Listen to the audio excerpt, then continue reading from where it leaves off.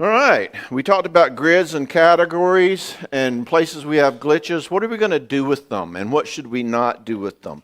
Our story begins like this. As we said, we come into life without the abilities to do most anything, and God created us to develop those in relationships and to learn those.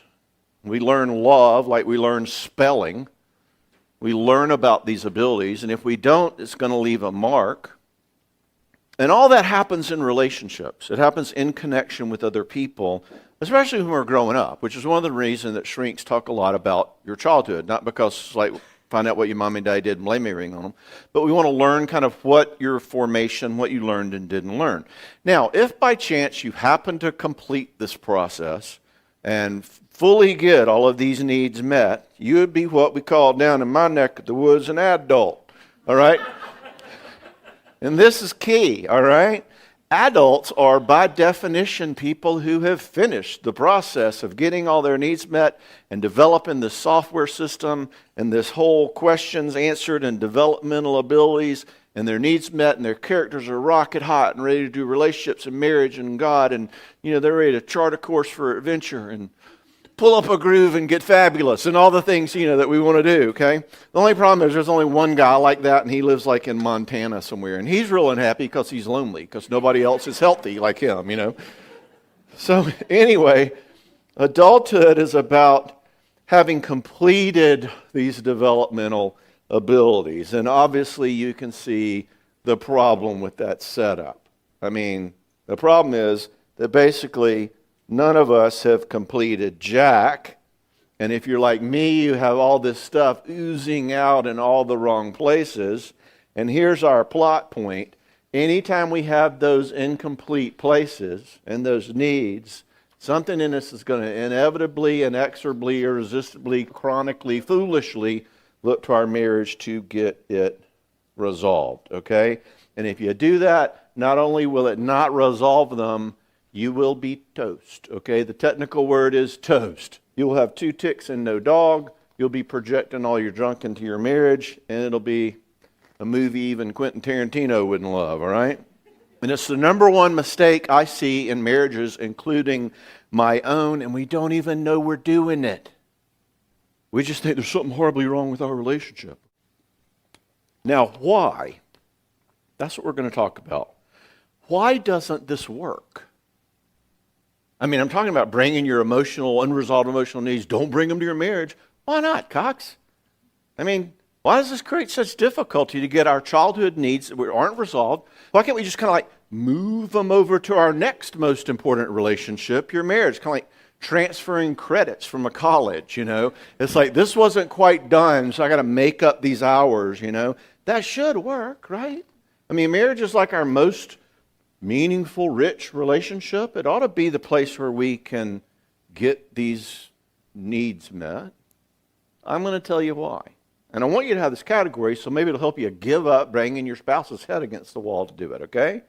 Remember that developmental story we told of the 4 eyes that God created us to need and to learn and all that? Those childhood needs, right? Well, I don't want to go too fast for you. But God created us to get our basic childhood needs met during childhood. In other words, this is key. God created us to develop love and freedom and forgiveness and emotional management and all that in what I call, and this is a technical term I want you to take with you, what I call developmental relationships. Okay? That is a special category of a kind of relationship. Developmental relationships are relationships in which someone who has gives to someone who needs. They have a very specific structure. It's like AC current versus DC current, all right? I have goodies and you don't, so let me give to you so you have. Think about some examples of that.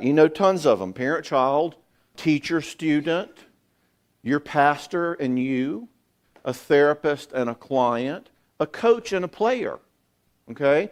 A small group can serve as a developmental relationship for each of its members. Something about that group context. And of course, you and God. Developmental relationships are the kind of relationships, there's plenty of them in our life, in which someone who has gives to someone who doesn't have so that they can grow. Now, boys and girls, notice what's not on this list. Marriage is not a developmental relationship. Marriage is a mutual sharing relationship. Marriage is an adult-adult peer relationship. By its definition, by its structure. I didn't make that up. It's apples and oranges. It's peers sharing life, adult to adult, not a developmental relationship where I can get needs met that weren't met before.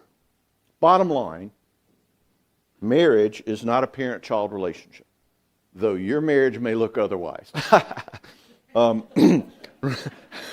you get it now? Right, yeah. And relationships for adults, okay? That's why you don't see too many 8-year-old girls picking out their China pattern. It's for grown-ups, right?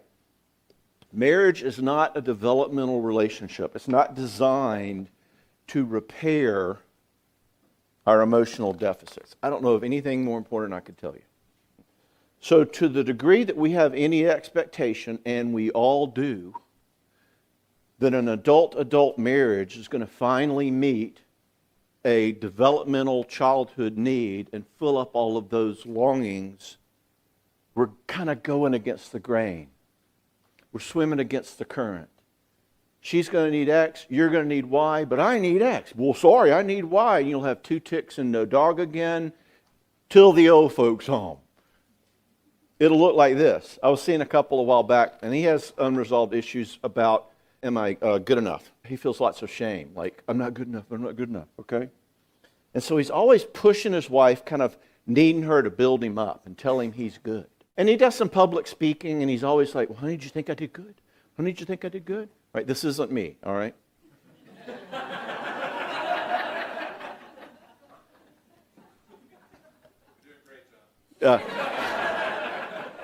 Okay, thanks. Now, if you could get Norma to say that. And he's like, do you think I did okay, honey? Or I love you, and she won't say I love you back. And he's like, are you okay?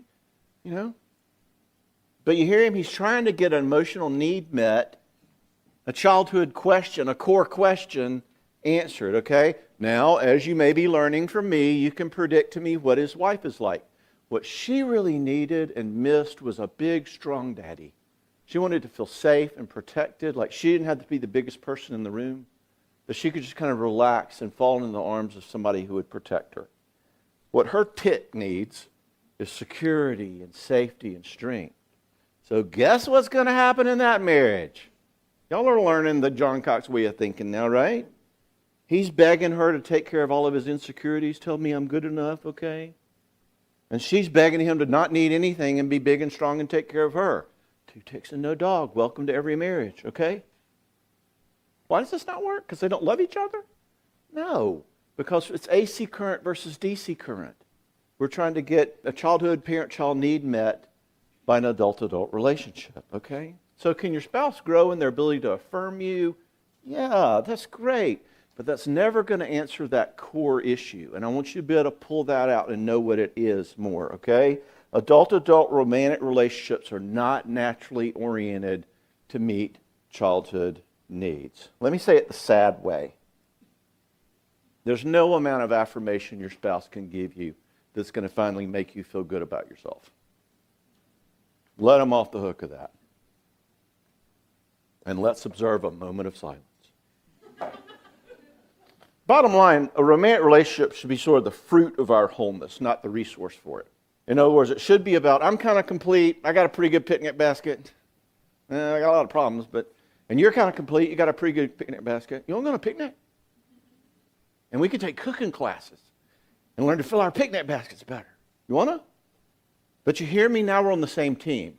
We're both saying, I got this, you got that. Let's quit fighting about why you don't fill me up and go, I need filling up and so do you. That's sad. Let's care for each other in that incompleteness, okay? So marriage is designed to meet adult needs like companionship and connection and that adult intimacy and sharing like we talked about last conference, and respect and win-win problem solving like we talked about last conference, and And healthy sadness is part of a marriage.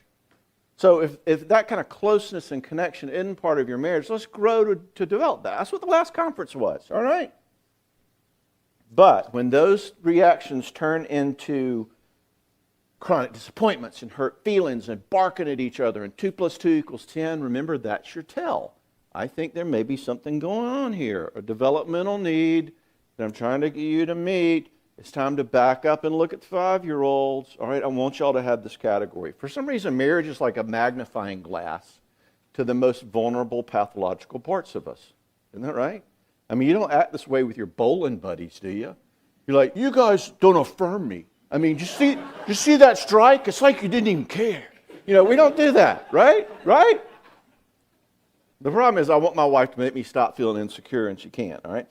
So let's talk about what to do with this. And that's how we're going to wound up our evening. And we can do lots of Q's and A's and all that kind of stuff. So what do we do? Number one, we're already doing it. I want you to start discovering these things. LYB, learn your baggage. You and your spouse love each other just fine, okay? It's these 2 little kids that are causing all the problems. And I want you learning to develop the ability, and it's going to take practice, and you might need other people's eyes to help you. I did. To start getting curious. Could this be my stuff? Just asking that question will transform your marriage. Do you hear me? Just you saying, maybe this is my little kid baggage and junk. I mean, have you ever said that in your marriage? Instead of like, oh my gosh, what's wrong with you? That's where we go, right? I just want you to get curious about this, all right? So get curious by looking for the out of proportionness of it.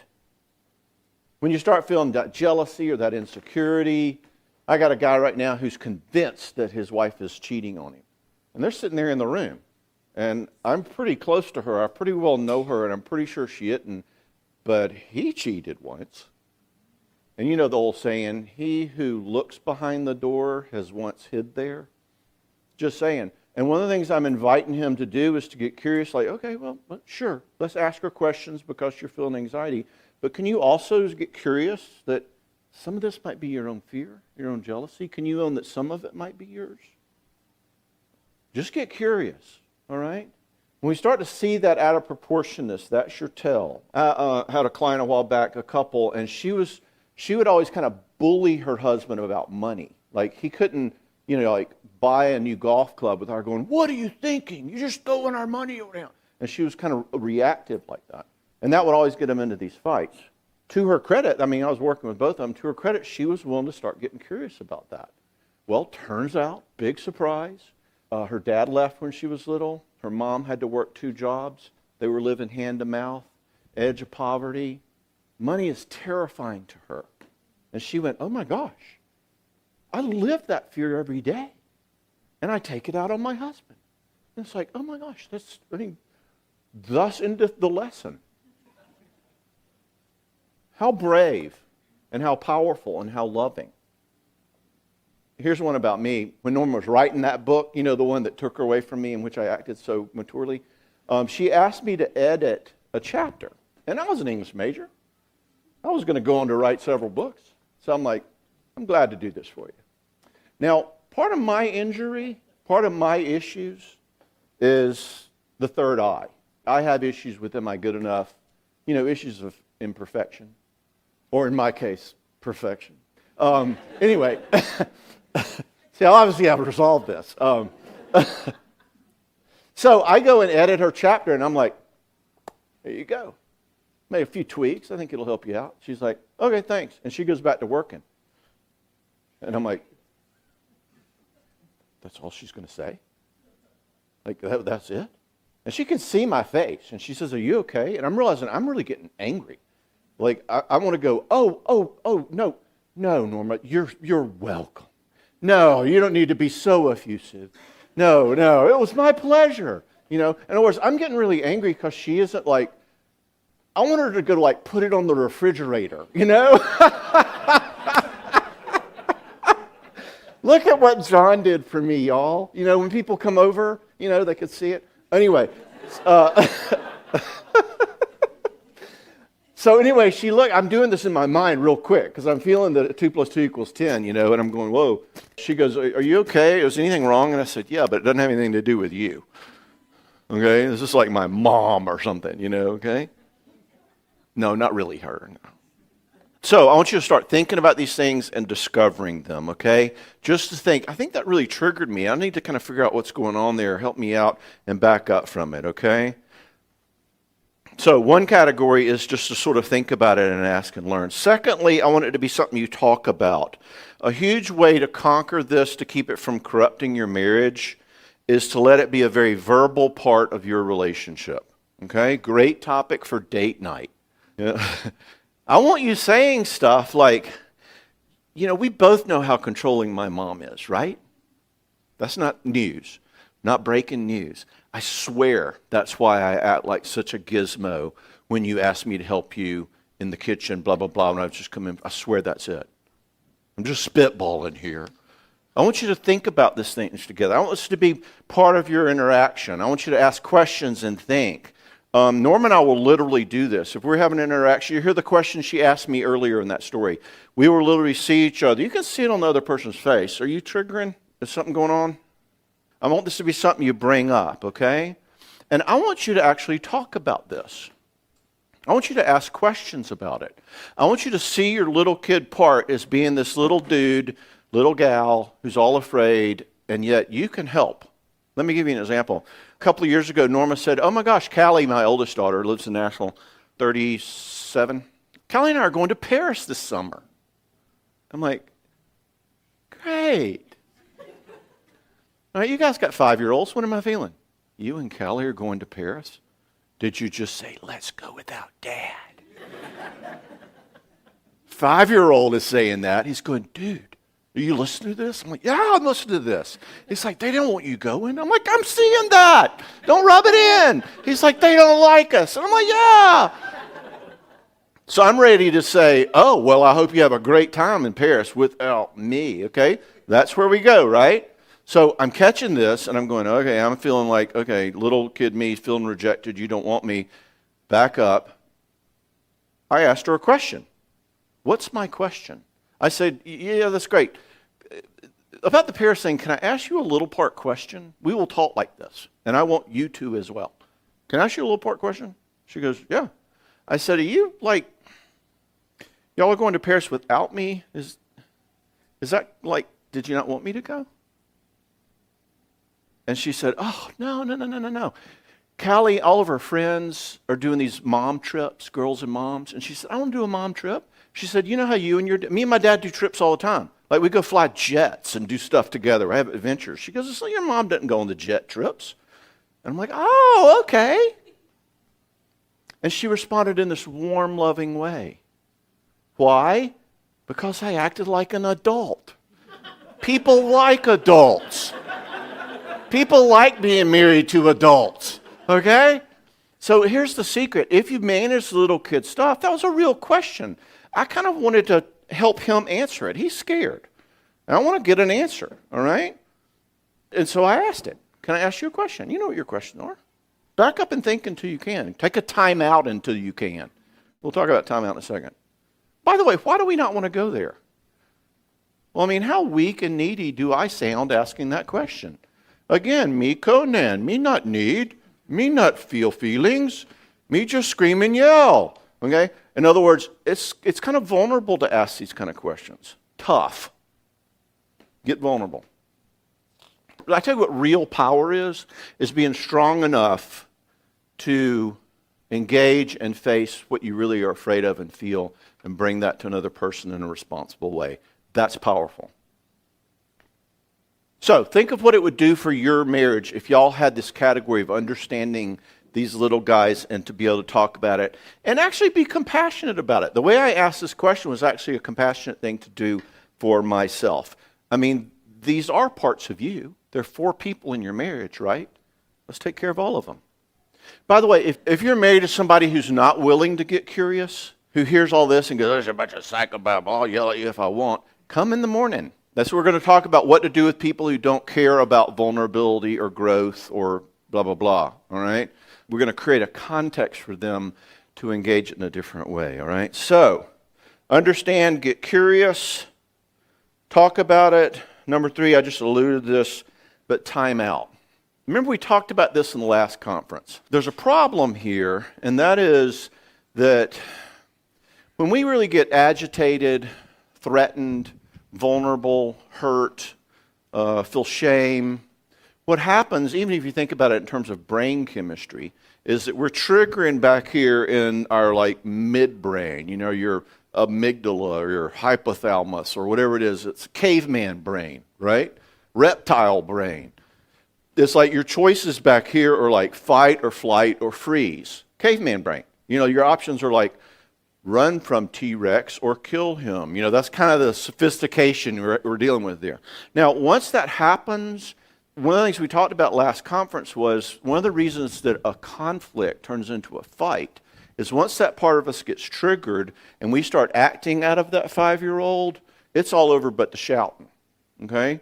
Nothing good comes from that, from triggering out of just what I happen to be feeling. You know how Obi-Wan says to Luke, Luke, trust your feelings. Obi-Wan is wrong, okay? That's why he had to live on Tatooine all by himself, because you can't maintain a relationship with a woman thinking like that. I mean, are you getting me? Right? In other words, what do you do once you're triggered back here? Nothing. These couples will say, we fought till 1:30 in the morning. Oh my gosh, you should have stopped fighting the moment it got ugly. And I can time out me. Okay, I think I'm so agitated here, I need to not say anything. And, physiologically even, it takes maybe 20 minutes for your brain to start getting up here to your frontal lobes again. Take a little time out, little break, just let it go there. You can set time out on your spouse if they're going off. We'll talk about this tomorrow. Whoa. That's really getting hurtful. If you're going to need to be hurtful and kind of cutting to me, I think I need to kind of step out of the room and we can come back to this. You can time out them. But if you're triggered in that part and if you're lost in that part, if you can't discover and talk about, if you get lost in it, time out's your best tool. With my clients who go, we're not very good at this marriage stuff yet, I'm like, don't worry about that. That'll come with practice. Just get good at time out. If you don't know what to do good, just stop doing the bad. I remember I told Norma once when we were in some of our own marriage stuff, I'm like, she had done something that really ticked me off, and I'm like, okay, I'm not going to do the bad thing I usually do, but I don't know how to do something good yet. So all I'm going to do is not do the bad. She goes, okay, good plan. Can you call one of your nice friends and ask them what they would do? Anyway, so timeout's going to buy us that time. It's one of the most underused things in marriage. Now, it's hard to go to timeout because if you're like me and we're honest, it feels good to be mean. I mean, sometimes I want to make my point with my finger in her face. I want to really let her have it. And if I'm going to swallow that and not act that way, that hurts. I have to sit with that. Let me ask you this. Why does it feel good to be mean?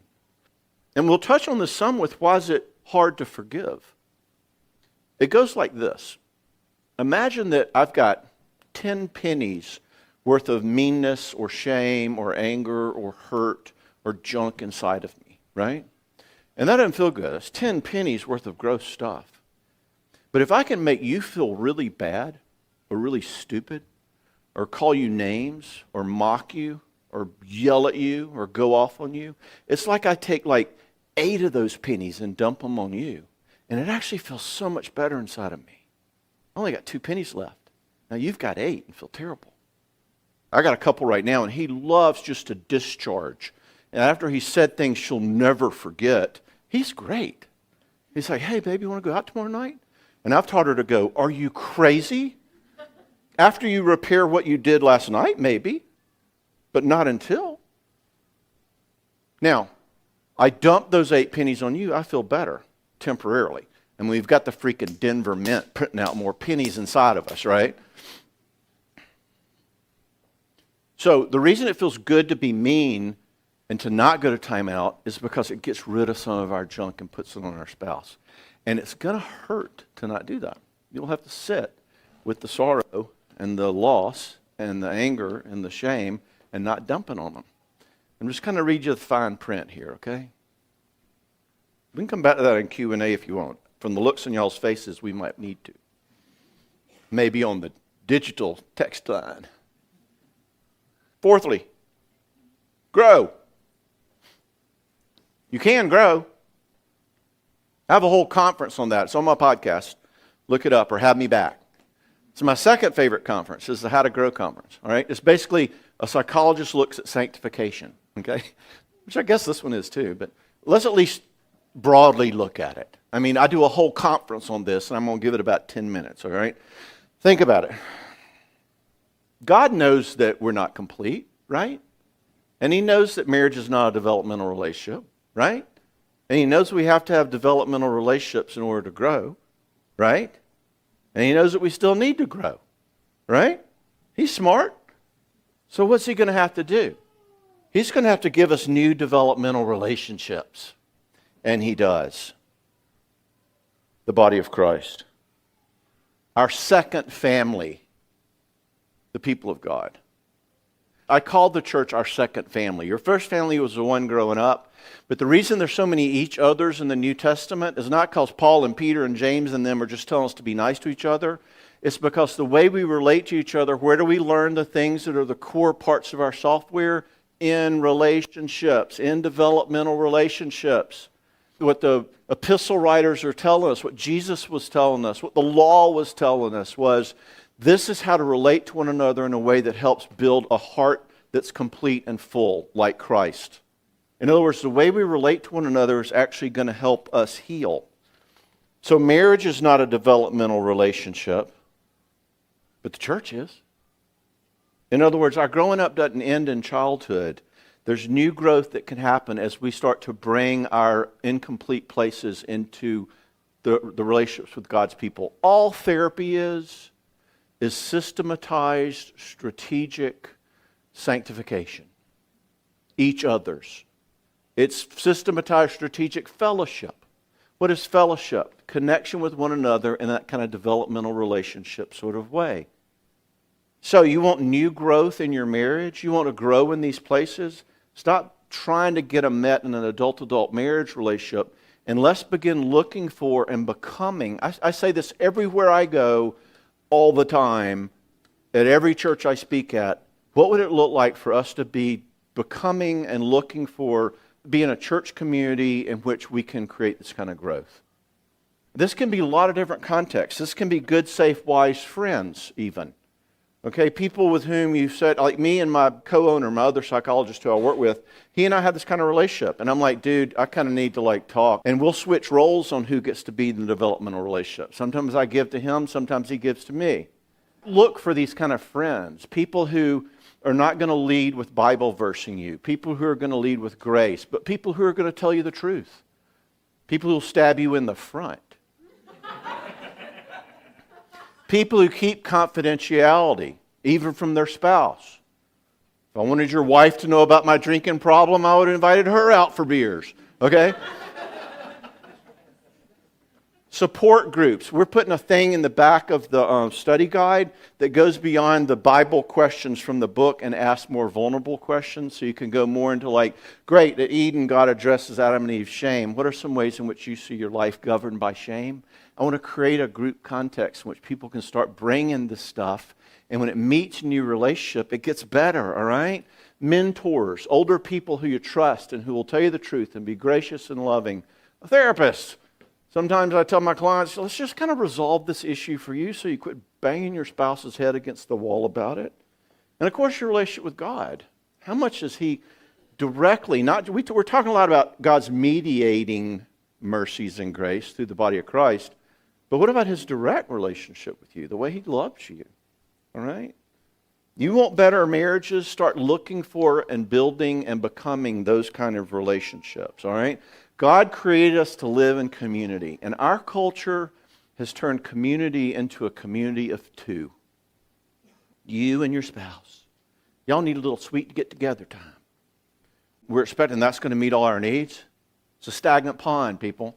All right? We need new blood flowing into that. We need good relationships that build that. I think that God calls us to go to those places first. Learn, grow, heal, and then bring that fullness back to our marriages. So what would it look like to be that kind of church culture? I love to challenge churches about that. I think it's the most important need there is. And if the church did it right, quote unquote, it'd put me out of business. And I'd be the happiest man there is. Because therapy didn't just get invented like with the beginning of the 20th century.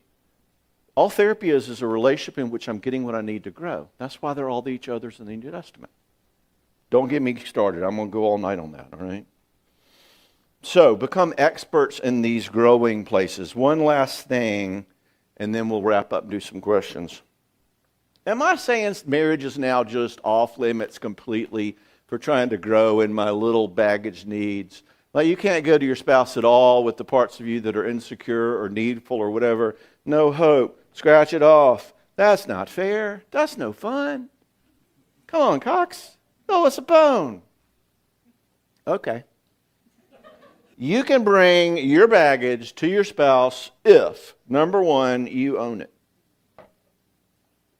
Now, what does that mean?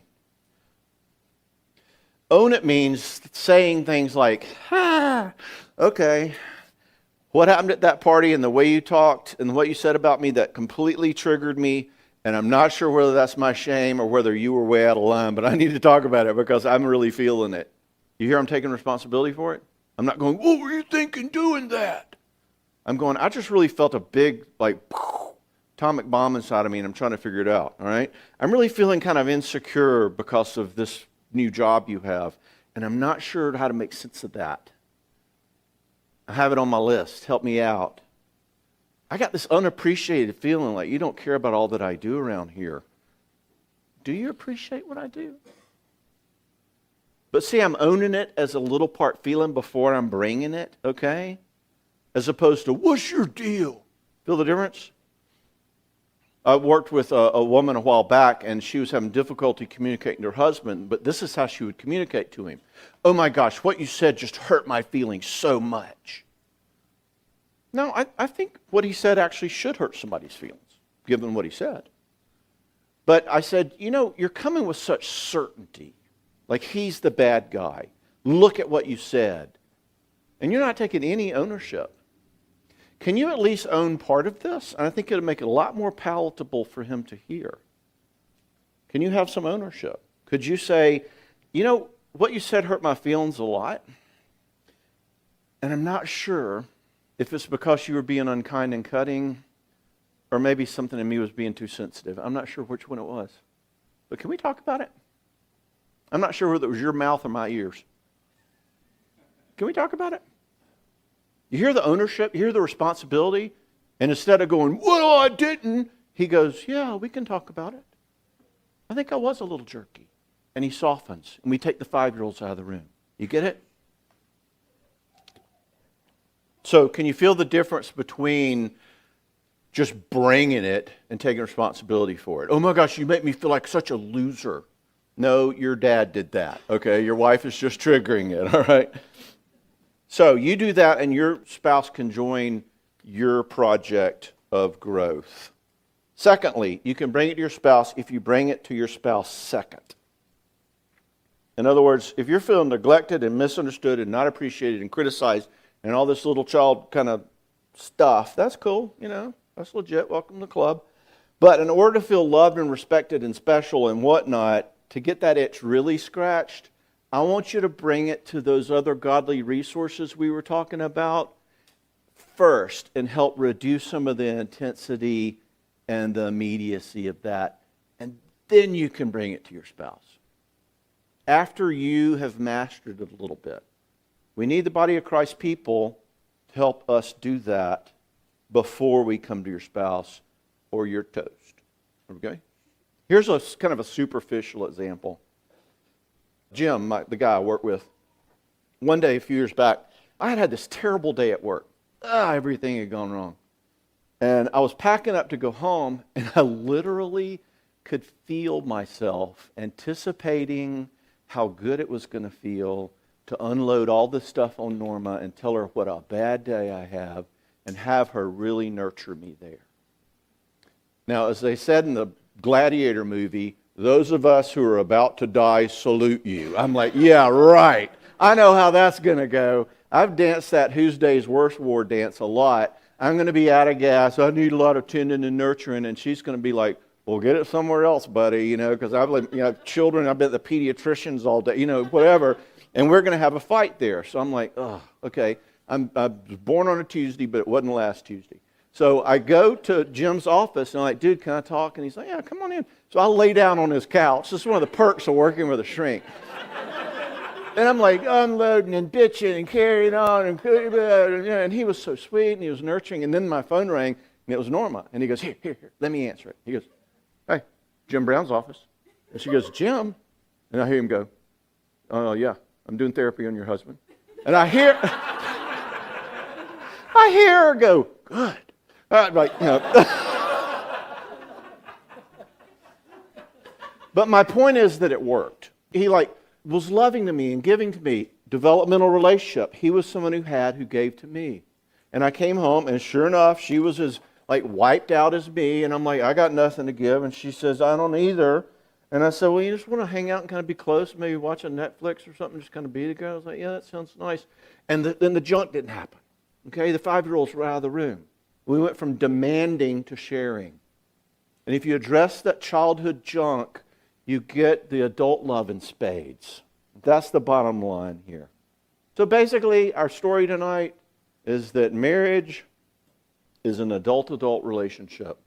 Romantic relationships for adults. And if you're going to do it, it might be pretty good to have at least one adult present. It's like, marriage is like fireworks. Do not attempt without adult supervision, okay? So I'm going to be teaching you a lot about marriage this weekend at a deep level. You see, I took you down low, but I wanted to begin here tonight speaking to all 4 of y'all. The enemy is not your spouse. The enemy is those vulnerabilities and insecurities and wounds that you both carry and you both don't know what to do with, and you're both victims of that enemy. And I want you to call a truce, and I want you to stop fighting, and I want you to start learning what it looks like to grow together in those places. All right? Y'all good? Can I close this in prayer? Yeah, that'd be great. Father, I pray for this church that you've given me the privilege of having a relationship with for some time, this dear church, this church that walked through COVID, this church that's now in a new place, this church that has a heart that is as dear as we have felt tonight. As someone who stands in as one of your ministers here tonight, I want to offer my intercession for these people. I pray for the marriages in this room. I pray for the marriages, maybe more so, that aren't in this room. I pray that you, Holy Spirit, would infuse these people with your presence and your love and the awareness of you and your power, that would be something that gets down into their joints and bones, and that they would bring that into their marriages, that they would bring that into their parenting, that you would have a presence here in these families, and these families would look more and more like the God who created them. We love you. We struggle to understand wisdom. We have to have PowerPoint slides and Q&A and notes to try to understand wisdom and love and truth. And we worship you here as we close tonight, that you are not like us, that wisdom flows naturally out of your heart, that when you speak it is truth, that when you move it is love, that it is in your very nature to know and understand and live and breathe the things we struggle to touch the hem of. We worship you for who you are, that God. As Micah says, who is a God like you? In the name of the one who came and died to make us yours, we pray all of this. Amen. Amen.